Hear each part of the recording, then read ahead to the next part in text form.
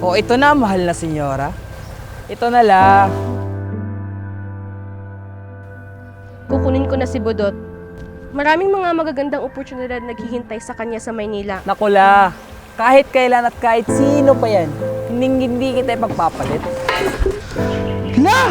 Sa edad mong yan, sa tingin mo, maitutuwid mo pa ang kanyang buhay?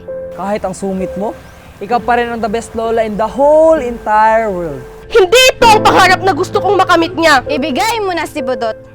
Total naman ay mahina ka na. Ibalik mo na siya sa dati niyang tahanan. Lola!